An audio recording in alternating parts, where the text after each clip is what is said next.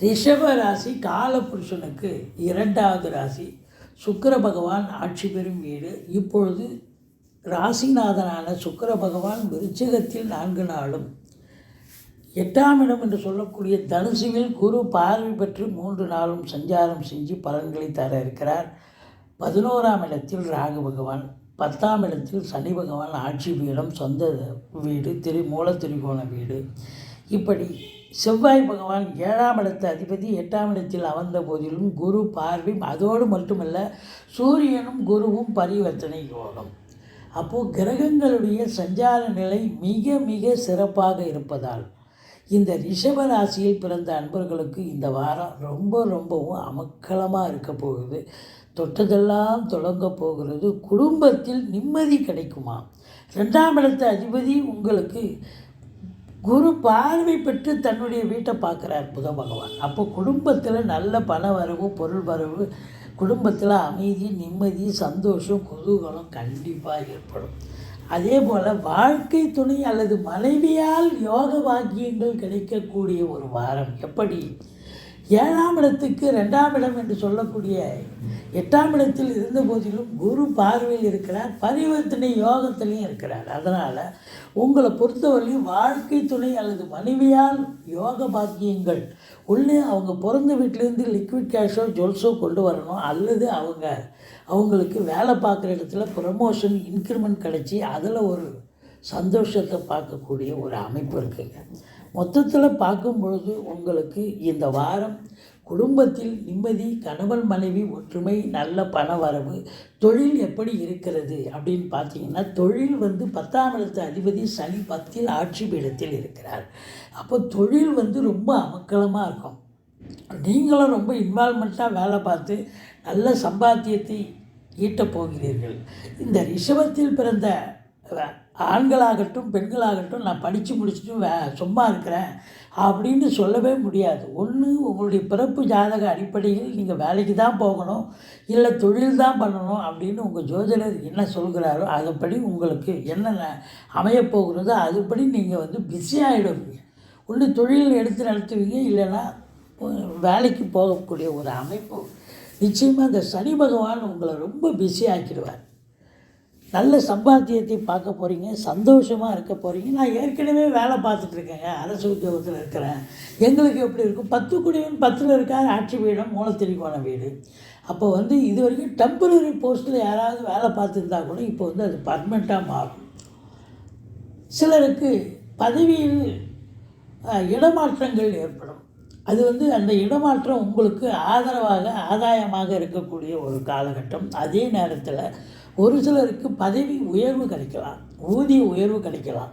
இதெல்லாம் கண்டிப்பாக சலுகைகள் அனைத்தும் கிடைக்கும். இல்லை நீங்களே விருப்பமாக ஒரு ட்ரான்ஸ்ஃபர் கேட்கக்கூடிய அமைப்பு இருந்தாலும் அது சாத்தியக்கூறுகள் இருக்கிறது. மொத்தத்தில் பார்க்கும் பொழுது தொழில் சிறந்து விளங்க போகிறது. உத்தியோகம் பார்க்குறவங்களுக்கும் சிறப்பாக இருக்கும்.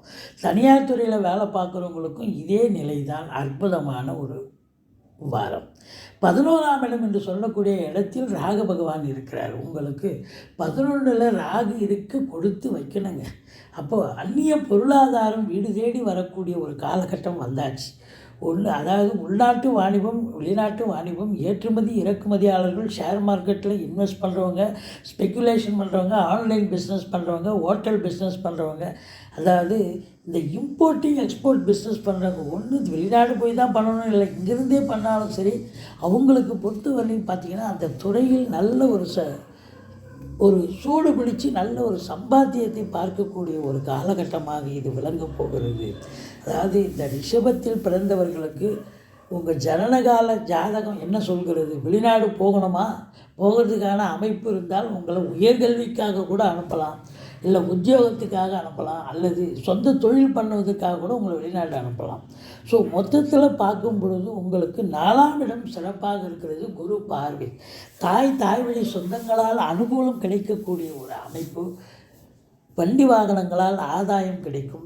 அந்த வண்டி வாகனங்களை வச்சு பொழப்பு நடத்தக்கூடியவர்களுக்கு நல்ல ஒரு சம்பாத்தியம் கிடைக்கும். ஒரு சிலர் பழசை வச்சுட்டு புதுசு வாங்கலாம், இல்லை புதுசே 4 வீலர் கூட வாங்கக்கூடிய, கார் வாங்கக்கூடிய அமைப்பு கூட இருக்கிறது. சொத்து பத்துக்களில் இன்வெஸ்ட் பண்ணக்கூடிய ஒரு காலகட்டமாகவும் இந்த ராசியில் பிறந்த அன்பர்களுக்கு விளங்கப் போகிறது என்று சொன்னால் மிகையாகாது. இருந்த போதிலும் ஒரு மைனஸ் அப்படின்னு பார்த்தீங்கன்னா 5ஆம் இடத்துல கேது இருக்கிறது. குலதெய்வ வழிபாடு உங்களுக்கு ரொம்ப ரொம்ப அவசியங்க. பிள்ளைகளுக்கும் உங்களுக்கும் இடர்பாடுகள், எதிர்ப்புகள் வரலாம். ஆனால் பிள்ளைகளுடைய கல்வி சிறப்பாக இருக்கும். நீங்கள் வாங்கி வச்சிருக்கிற சொத்து பத்தில் ஏதாவது ஒரு பிரச்சனைகள் வரலாம். அடுத்தவங்க ஆட்டையை போடலாம், இல்லை ஏதாவது ஒரு பிரச்சனையை கொண்டு வரலாம். குலதெய்வ வழிபாடு, பெரியவருடைய ஆசீர்வாதம், ரிஷிகள் முனிகள் குருமானுடைய ஆசீர்வாதம் பெற்று சென்று வாருங்கள். தலைக்கு வர்றது தலைப்பாயிட போகுங்க. மற்றபடி எதிரிகள் ஓடி ஒளிவார்கள். கடல் சுமை படிப்படியாக குறையும். கோர்ட்டில் கேஸ் எதாக இருந்தால் உங்களுக்கு சாதகமாக தீர்ப்பு வரும். வெளிநாடு சம்பந்தப்பட்ட விஷயங்கள் இந்த குரு பகவான் கூட உங்களுக்கு வெளிநாடு அனுப்பி வைக்கக்கூடிய அமைப்பினை தருகிறார். மொத்தத்தில் பார்க்கும் பொழுது யோக பாக்கியங்கள் நிறைந்த ஒரு காலகட்டம். திடீர் அதிர்ஷ்ட வாய்ப்புகள் தேடி வரக்கூடிய ஒரு அமைப்பு. வரா கடன்கள் வசூலாகும். இன்சூரன்ஸ் பணம் கிளைம் ஆகி கைக்கு வரக்கூடிய ஒரு காலகட்டம். வாரிசே இல்லாத குடும்பங்களுக்கு உங்களை வாரிசாக நியமித்து அவங்களுடைய சொத்து பத்து நகை நட்டு லிக்விட் கேஷ் உங்கள் பெயருக்கு மாற்றி எழுதக்கூடிய விபரீத ராஜயோகம் ஒரு சிலருக்கு அமையப் போகிறது.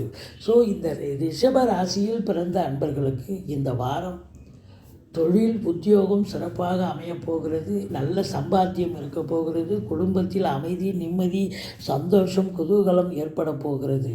இருந்த போதிலும் 7ஆம் இடத்த அதிபதி என்று சொல்லக்கூடிய இடத்தை சனி பகவான் பார்க்கறதால கணவன் மனைவிக்குள்ள கருத்து வேறுபாடோ அல்லது நண்பர்கள்கிட்டையும் மோதலோ ஏற்பட வாய்ப்புகள் இருக்குது. நீங்கள் எச்சரிக்கையாக நடந்து கொண்டால் அதெல்லாம் ஓரளவுக்கு நீங்கள் சமாளிப்பீங்க. மற்றபடி குறை ஒன்றும் இல்லை. இந்த வாரம் பிறந்த ரிஷபத்தில் பிறந்த அன்பர்களுக்கு சூப்பரான ஒரு வாரம். சந்தோஷமிக்க ஒரு திருப்பு முனை ஏற்படுத்தக்கூடிய ஒரு வாரம் என்று சொன்னால் மிகையாகாது. பிள்ளையாரை வழிபாடு செய்யுங்கள். வாழ்க்கை வளமோடும் நலமோடும் அமையப் போகிறது.